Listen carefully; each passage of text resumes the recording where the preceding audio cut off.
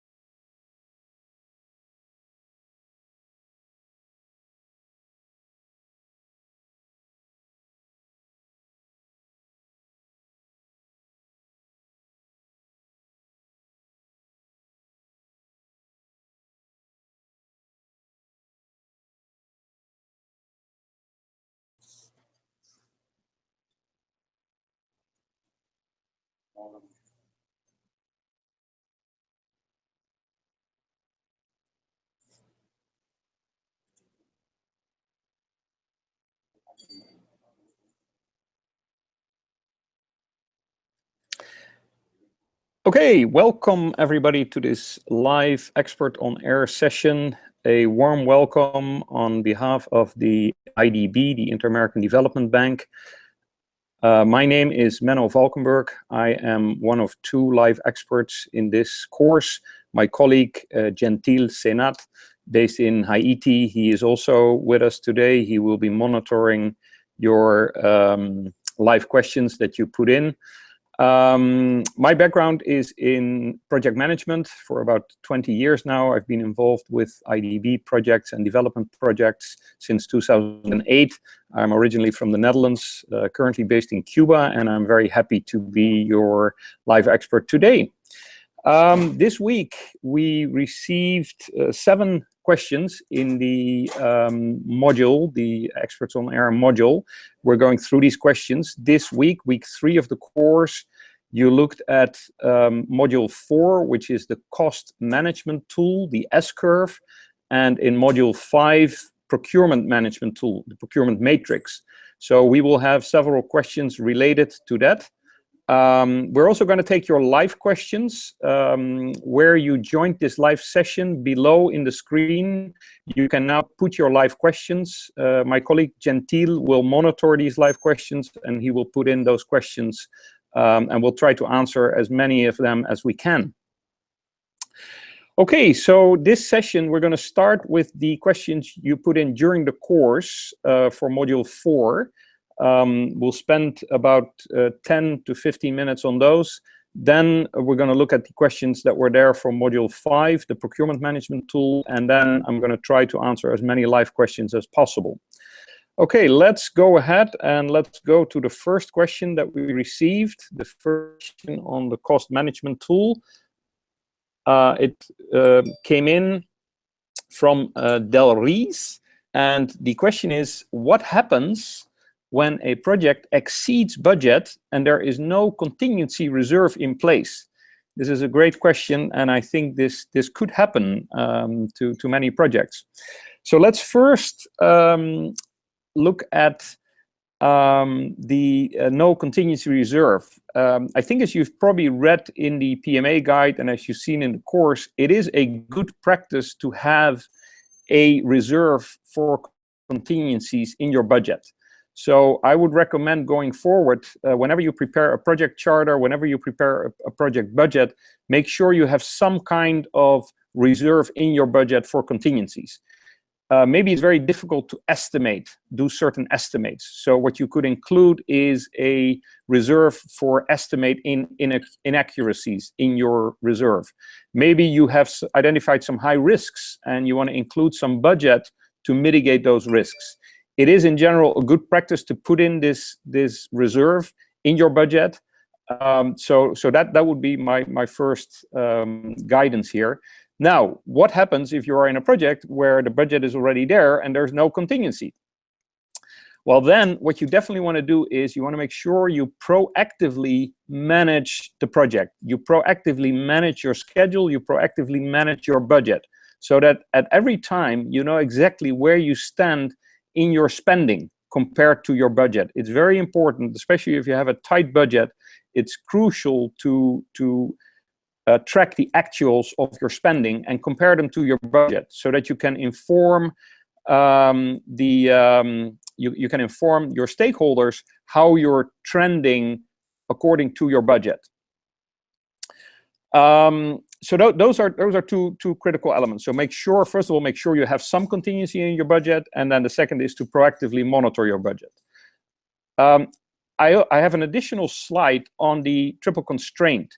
You may remember that in the first session when we discussed the project charter, we introduced the triple constraint, and it's also in the PMA guide. And basically, it's the agreement between what scope are we going to do for a certain duration and time, and at what cost. And when you start the project, when you have the project charter, when you have the agreement, the 3 are in balance, and that's represented by the triangle on top. Now, what happens over time is that your triangle can get out of balance. Your triple constraint can get out of balance. Maybe things take longer. Your duration takes longer. Maybe your scope increases. Now, the triple constraint concept basically allows you as a project manager to keep the balance. And if you notice that your triple constraint is out of balance, you want to try and come up with suggestions how you can bring things back in balance.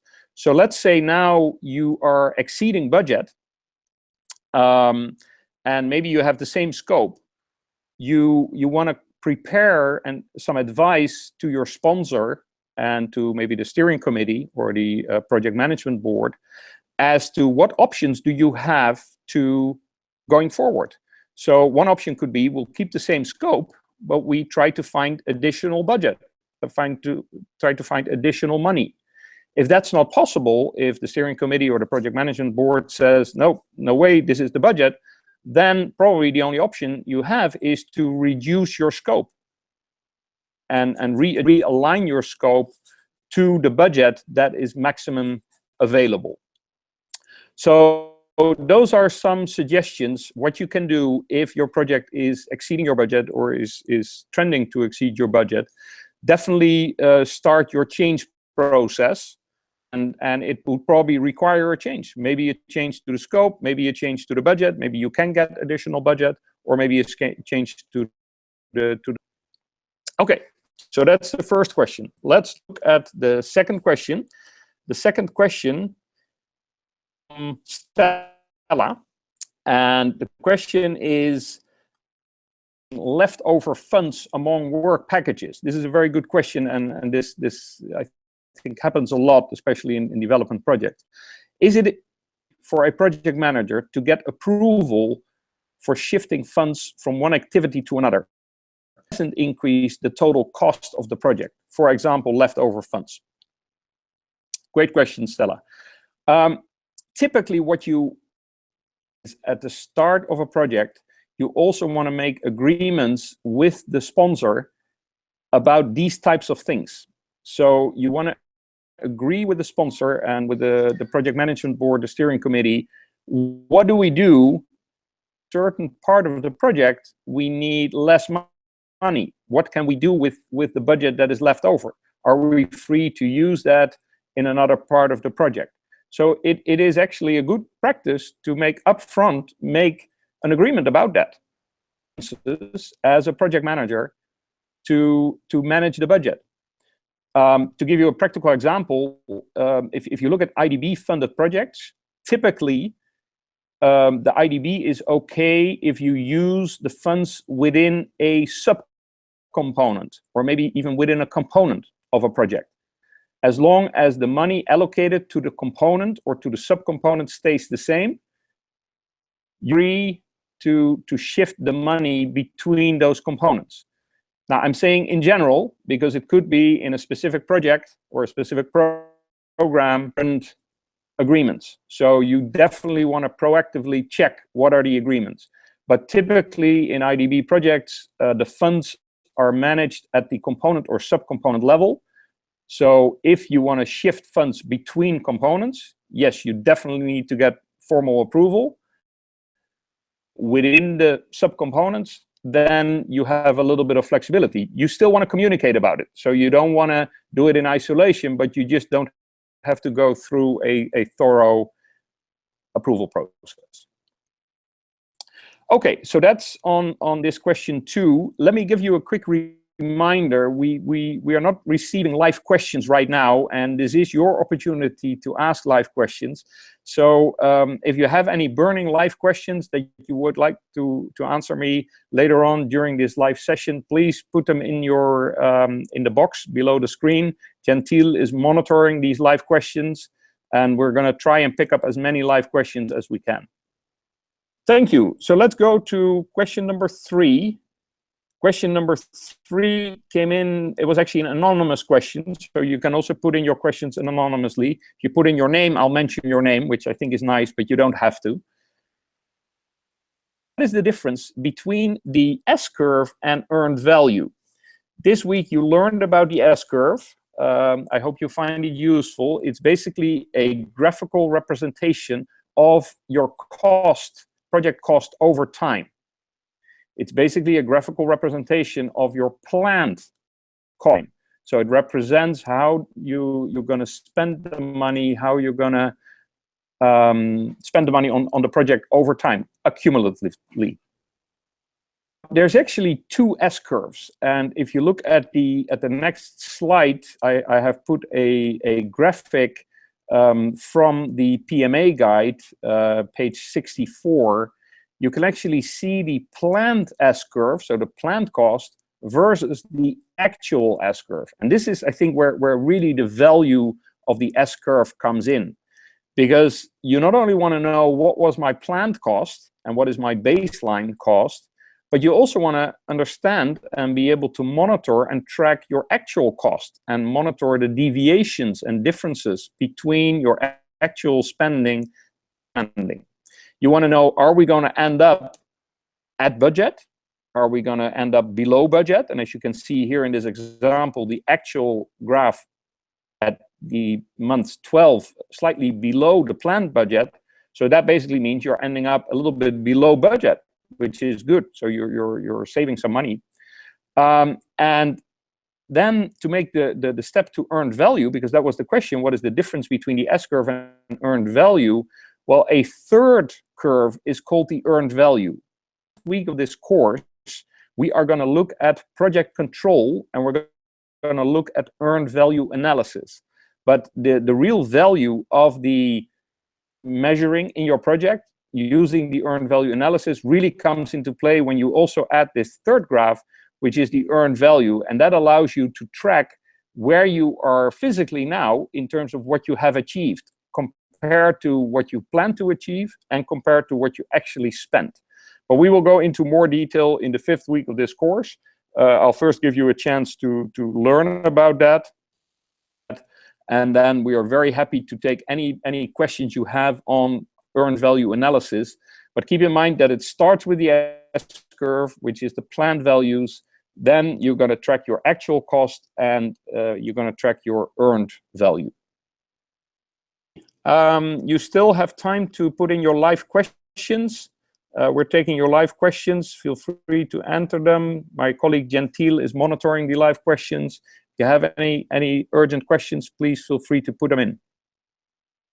Go to question number 4. Question number 4 came in from Rami, and it received 15 votes. Thank you very much, Rami, for putting in your question.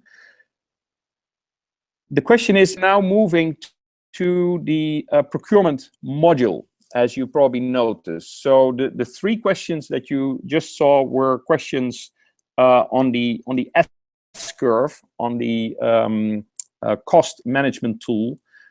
Moving to the procurement management tool, which is module number 5. We're going to look at 4 questions here that came in, and then after that we're going to look at your live questions. Question in module number 5, as I mentioned, came in from Rami. It received most votes this week, 15. The question is determining methods of procurement with regards to national and international bidding. And this is a very good question. I think in development projects, is that in order to achieve your objectives, in order to get your deliverables, you need to procure. You need to procure maybe you need to procure consultant services. Maybe you're gonna build a school building, like the case study in the core contractor. You're gonna procure some works. In some cases, and I think that would be your preference, you want to source them from local, national suppliers. I think where possible, you want to try and see, are there any national, any local suppliers in the country where we do the project? Are there any national suppliers that can supply the product we need, the service we need, works we need? If during your analysis of the work breakdown structure, your analysis of the scope, you find out that it's difficult to find local suppliers, you may national suppliers, and you may want to go into international bidding. In many cases, is that if the procured amount, or if the procurement item that is going to be procured is over a certain amount, typically you would open it up for international bidding, just to make the number of suppliers that could respond to the bids, make that group a little bit bigger. Company in your country that can do a works of that size or that amount of money. And you don't want to have just one bidder in your process. So international bidding basically says, okay, we're going to open up this bidding all over the world, or all suppliers all over the world, contractors all over the world, including our national companies. So it's not that you exclude the national companies, it's basically the whole world. Where if you focus just on national, companies will not be allowed to bid on these procurement items. On the next slide, I added a table from one of the IDB procurement presentations that I was part of a couple of years ago, and I thought it was useful to share that with you because it gives you a little bit of an indication what the IDB in this particular country considers as applicable thresholds. Now, this could be different for different funding organizations, so please keep that in mind. It could even be different in certain countries, but it's purely as an example.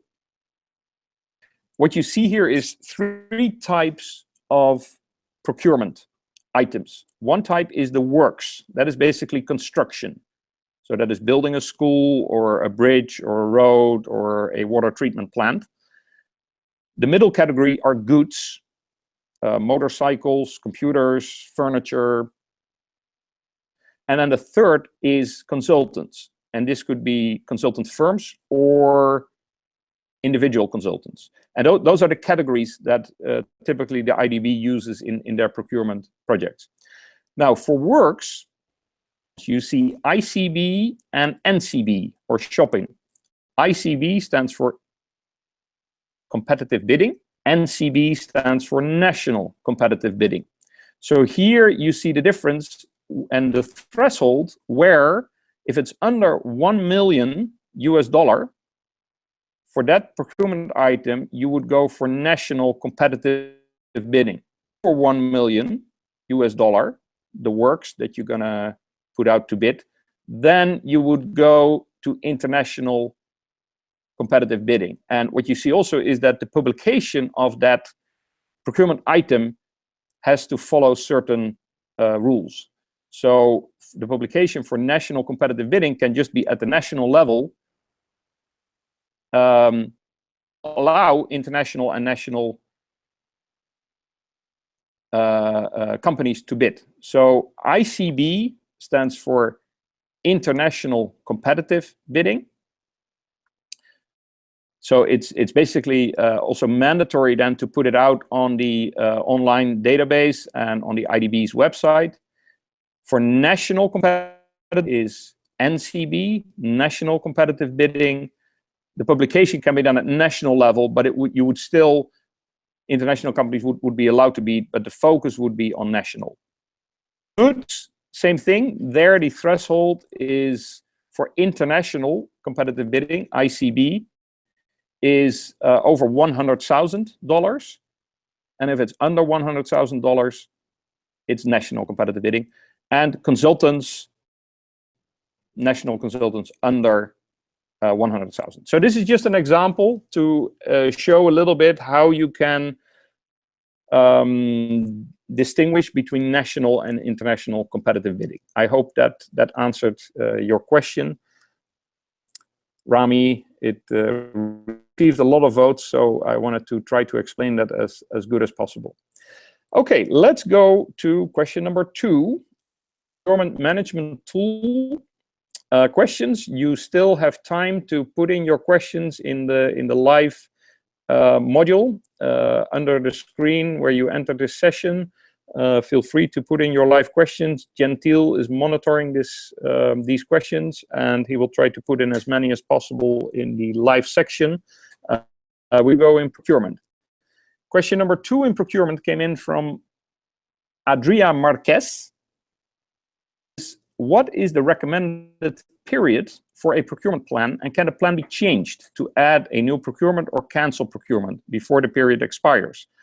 Also, which is the second question, when is the best time to start developing the procurement plan? Question, let me try to answer that. The recommended period for a procurement plan indicated by the donor, by the funding sponsor. So for example, if you look at the projects, the recommended period for a procurement plan is 12 to 18 months. The reason is the procurement plan should align with the annual operating plan. Project, you prepare not only a multi-annual plan, which is a plan for the full duration of the project, but also every year you prepare for the year an annual operating plan. And for 12 years, for 12 months, 12 months in the year, it's usually from January to December. Your procurement plan should align with that.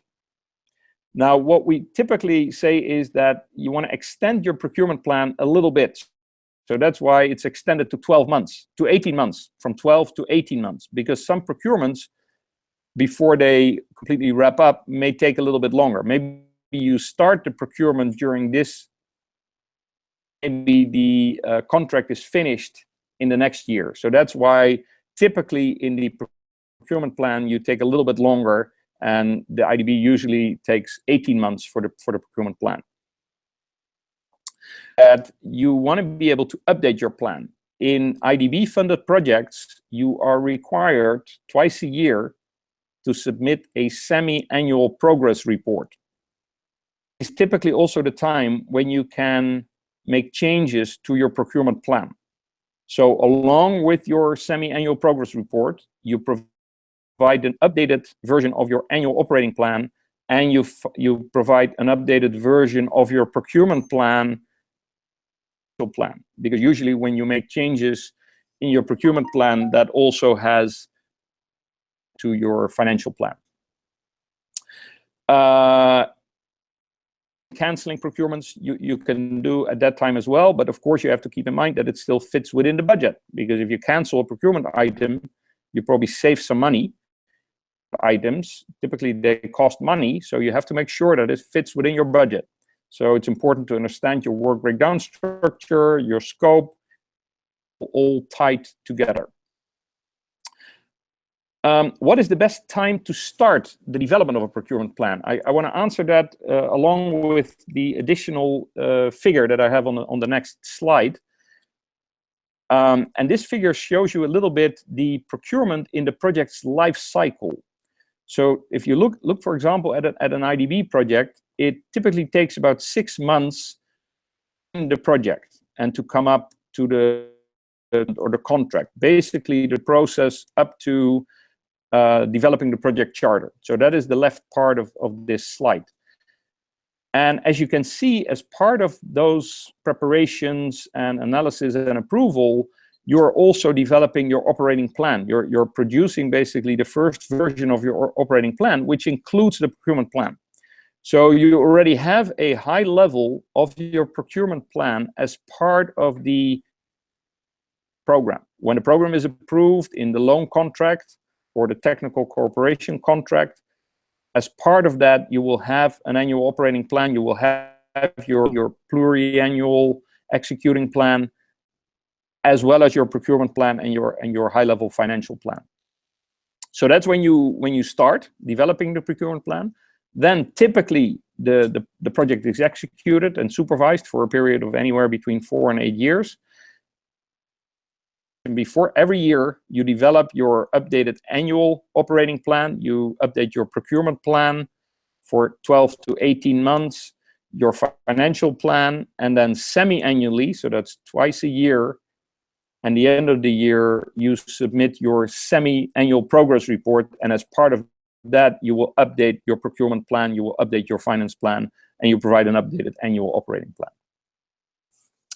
Okay, I hope that answered that question. Let's go to question number 3 in procurement. Question number 3 came in from Mauricio. Thank you very much, Mauricio. The question is, when the internal or international regulations require a bidding process requesting 3 quotations for acquisitions of goods or services, usually the quotation with less cost is granted. But if this practice put in the of the product or deliverable, how can we sure that the quality will be the critical selection criteria to select the best bid? This is a very good question. Thank you very much for asking. It's really important. And starts with a good terms of reference, TOR, or a good request for proposal or rotation. This is where the quality starts. In the terms of reference, the quality of what you look for as best as possible, because those quality requirements, those quality criteria, you will then use later on your supplier to select your contractor or to select the product that you want to acquire. Gentile shared with me a great example in Haiti, where a project needed to procure motorcycles that could be used in the Haiti to perform project functions. Now, there are several types of are very high quality Japanese motorcycles, and there were lower quality Chinese motorcycles. How can you then, in your terms of reference or in your request for proposal or in your request for quotation, how can you make sure that you select those motorcycles that will last the longest in rough terrain, and that they don't stop working after a year or 2 years in the project? So what you want to try and do is specify what are the specific quality requirements that we now look into in these motorcycles. Ensure the motorcycle will last as long as possible. Now, this is challenging, and maybe within your project team you don't have the knowledge about this. It's uncommon to hire an expert those quality requirements, or even prepare the terms of reference. So it is, you won't do this for all your procurements, but if you have a procurement where quality is super critical, expertise yourself in-house, what you could do is hire an expert to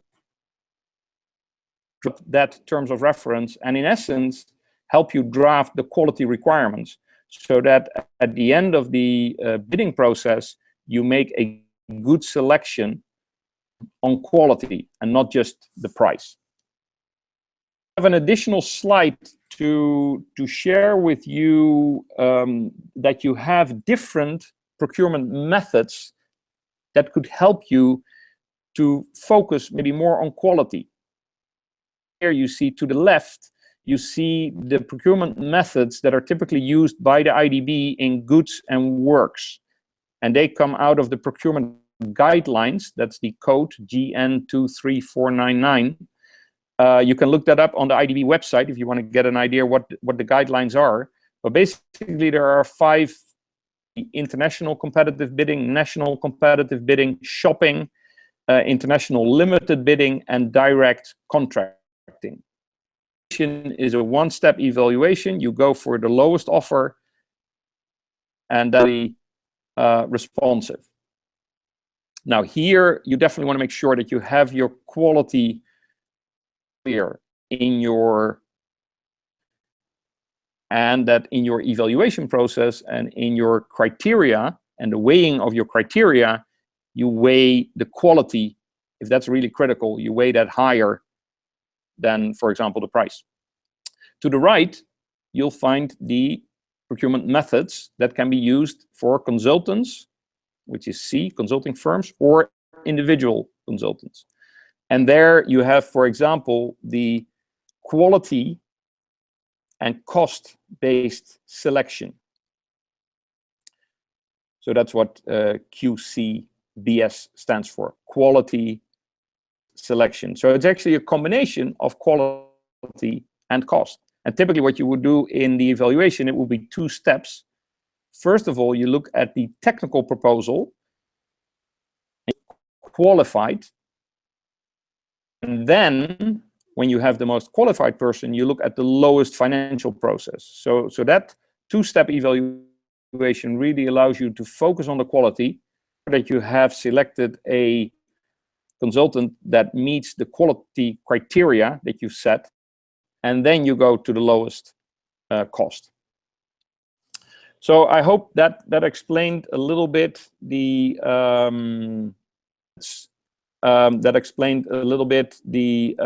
how you can ensure that you get a good quality product or works in your project.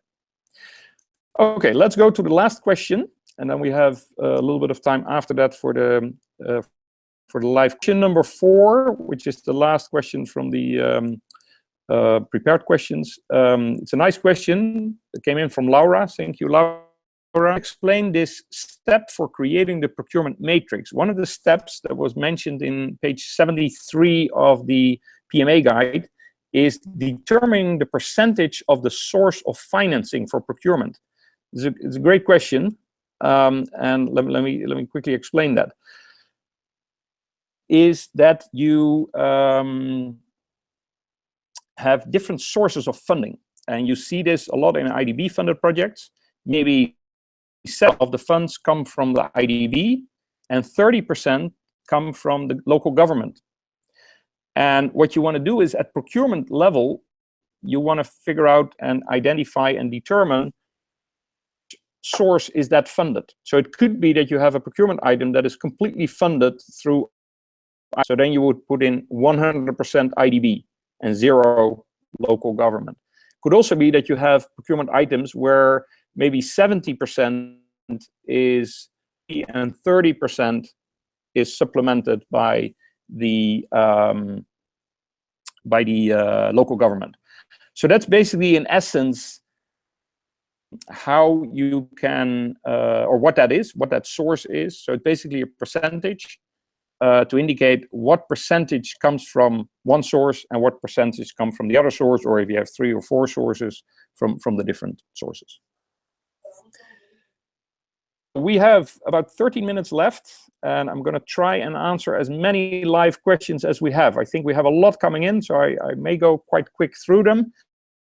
You can get the first live question in.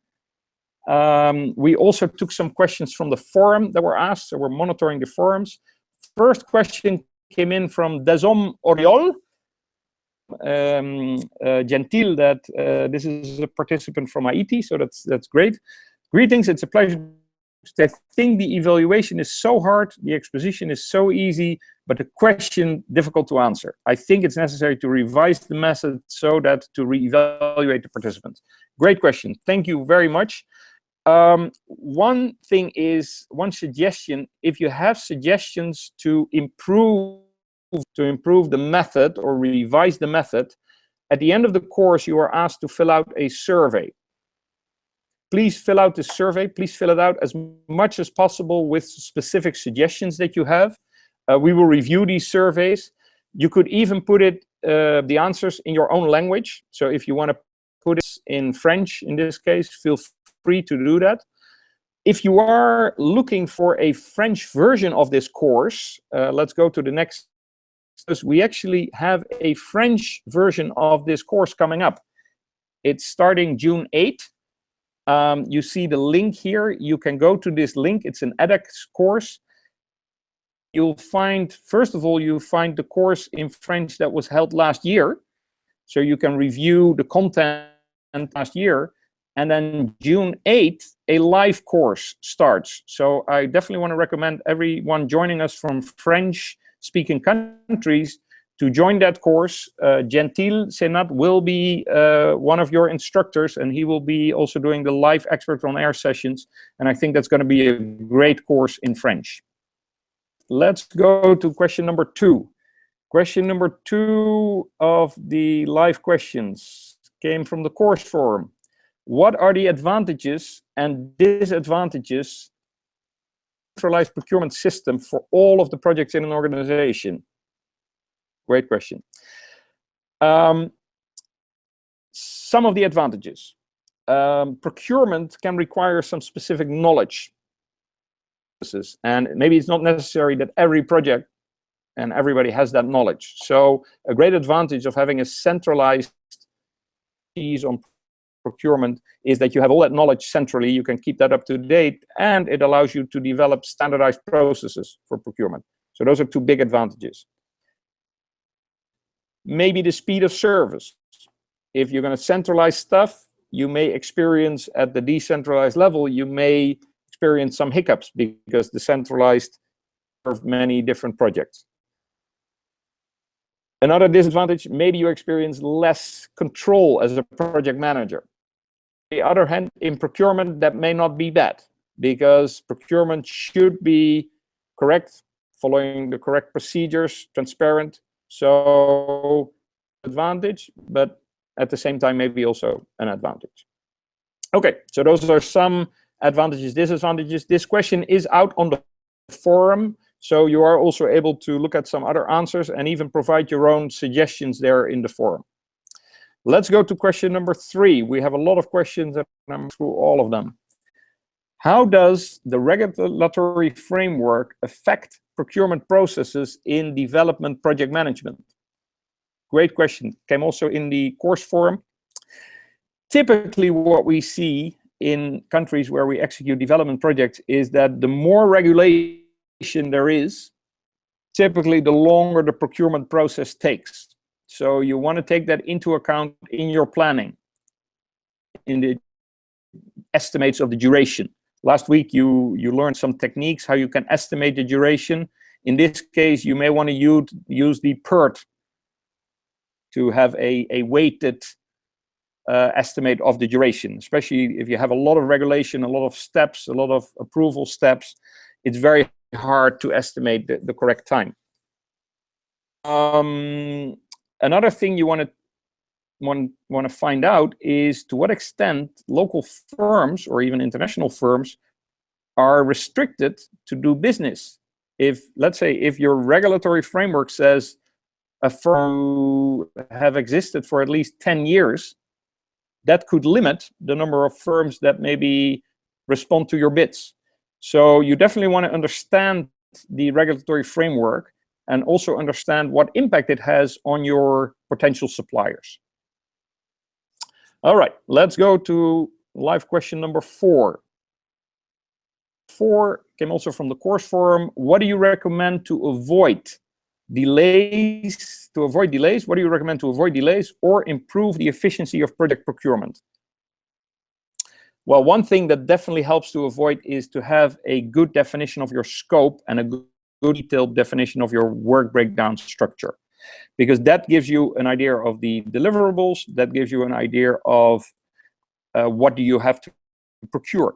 Important thing is to do a good make or buy analysis. Is everything that you have to do, the deliverables, do you have to buy them or can you make them yourself? Do you have the resources to make them yourself? So a good make or buy analysis is very important to avoid delays in the procurement. And a third element is understand your procurement stakeholders. In some situations, it could be that you have a lot of stakeholders, a lot of approval steps in the procurement process, cause delays. So you want to identify your procurement stakeholders and you want to manage your procurement stakeholders. So you want to proactively let them know, hey, I have something coming up that you need to evaluate, need your approval on. So that definitely helps you to improve the efficiency of your. Let's go to question number 5. Question number 5, course forum. Why is it useful to prepare an S-curve graph for development projects? We had a question on the S-curve. The S-curve really helps you to see your planned cost over time and compare it then to your actual cost. So it allows you to monitor between your actual spending and what you planned. This is in general for projects, but I think specifically for development projects, it's important because you want to be able to report your progress and you want to be able to report also your differences. So that S-curve really helps you. Question number 6, live forum. Which information sources should be considered in preparing the annual and multi-annual budget of a development project? you're midway this course, so you haven't seen all the tools that we're sharing. But basically, all the tools that you learn in this course are the information sources you should consider multi-annual plans and budgets. Because if you have a good work breakdown structure, if you sequence your activities well, if you have a nice network diagram, happens when, if you've estimated your cost for the various deliverables well, you know your budget. If you have a good procurement matrix, you know what to procure and when. And what we haven't touched, but which are important to consider to prepare a annual and multi-annual project plan, is your risk matrix, your communications matrix, and of course your human resources assignment matrix, because without people, the project will not go. So those are topics that are coming up in the next 2 weeks. Those are the sources that you should really consider in developing a annual and multi-annual plan for your development project. Okay, question number 7. What is the correct procurement method for product 2.1.1? Product 2.1.1 is in the case study in procurement, the training personnel hired. So you want to hire training personnel, and typically project you want to do that with local trainers. I think you want to try and get local trainers to do the training, or at least that you know they are good and can do the job. So typically what you would do here is go for a procurement method private bid, which means that you invite or certain trainers to put in their bid. And that's basically the method that you want to use here. So we call it here private bid, base of potential trainers, potential companies that can do the training. You check with people, maybe some people know other, invite them to participate in the bid.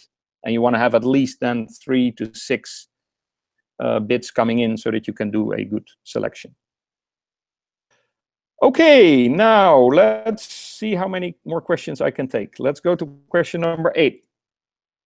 Cole, does the type of procurement method determine the type of contract offered to a provider of goods or services for a project? That is a great question.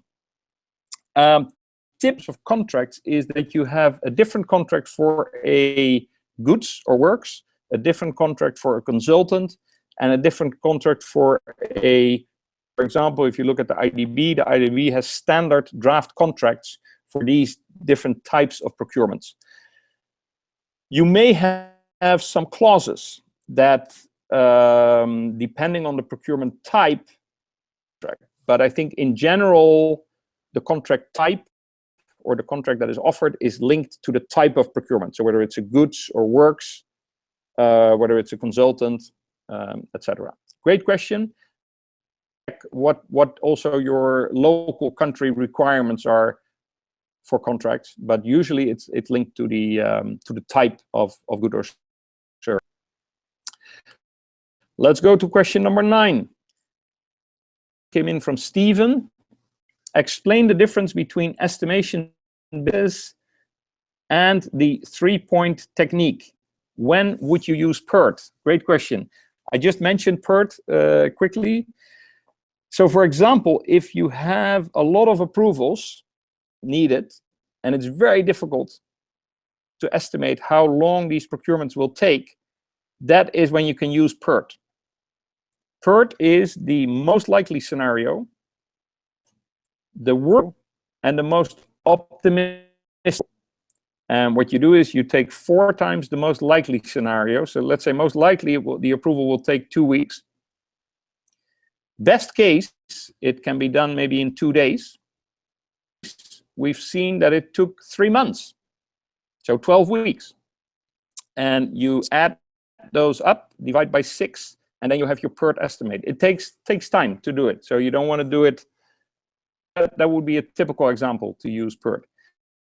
Estimating on indices is when you have some variables and you want to use some indices to more calculate sort of the estimate. So I hope that explains a little bit. to question number 10. I realize we're at 12:15, but I would like to take a couple more questions. I hope that's okay for everybody. Question number 10 is, can you please explain this step for creating the procurement matrix? That we already covered, I think, so we can go maybe to question 11. 11 is, the problem is the language used to the course, local versus international, domestic, overseas, US English, standard English. Okay. I answered the question about French. So this course is offered in French. This same course is also offered in Spanish. I think it may also be offered in Portuguese, but I'm not 100% sure about that. But just be aware that this course is offered in different languages. And of course, we try to, in this course, it's an English-speaking course, so we try to use English that everybody understands. And I hope that's also the case for this live expert session. Okay, let's go to question number 12. Let's take 2 more questions. Question number 12 is, in any of the project plans which gives discretionary power for anyone to decide when procurement should be done internationally, is this always outlined as in your example showing the applicable thresholds? That is a great question. Marilyn, thank you for that. It's important because this can really depend on the sponsor and the provider of the funds, because typically in procurement, funds. So the decision on whether procurement should be done internationally or nationally, or the decision what procurement method you use, is usually a combined decision. There's usually not one person that makes that decision. So the project team develops the procurement plan. Needed, you determine what is it going to be, national or international, and you determine the procurement method. And then, for example, in case of the IDB funded project, the IDB needs to approve your procurement plan.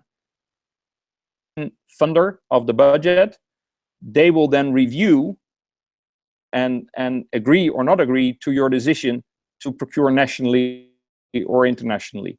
So they will, if they feel it's better to do it internationally or better to do it just nationally, maybe because they have experience with other projects, then they will come back to you, and together you will come to a consensus. So there's not documentation that says you have to do it this way or that way. I think it's always a matter of discussing with the relevant stakeholders what should be done. There's your question, Marilyn. Okay, last question, and then we're going to wrap up. And I apologize for running a little bit late, but we had a lot of questions coming in late, so I don't want to disappoint people. In some cases, after a service or goods are delivered, you will need to have users or government formal approval before payment. It might imply extra time. How do you include this in the procurement plan? Great question. Yes. Important. You determine who needs to approve. Who needs a good that comes in or a service that is delivered. And you want to put in the activities related to the approval after the service is delivered or after the goods is delivered as an activity in your plan. And you want to estimate the duration. So it's actually an approval activity that you're going to add to your schedule. You're going to identify who is going to provide that approval on that service or on that good or on that works. How much time that approval will take. Sometimes the payment process can also take a couple of weeks. Include that in your plan as well. Basically, what you put in your procurement plan is the procurement item. You put in the start of the procurement. You typically try to estimate when the contract can be signed, the end of the contract. And the end of the contract date should include all the final payments. You want to use your schedule, your annual operating plan, to identify the approval steps after the goods or services are delivered. You want to identify the payment then basically the end of the final payment will determine the end of the contract date, and that date you can put in your procurement plan. Fernando, that answered your question. I would like to thank everybody so much for joining us in this live session. And let me wrap up with a couple of remarks. Next session coming up next week, same time. You are now going to look at the next 2 modules, risk and communication. We will be back here next week at the same time to take your questions. Please, many questions in the question forum. So that's below the live experts session, so that we can include a lot of them already in the prepared questions. Feel free to also put them in during the live session. Next session will be next week, March 20th. Really appreciate your participation. Thank you, Gentile. Thank you, IDB team, for your support, and looking forward to see you all next week. Thank you very much.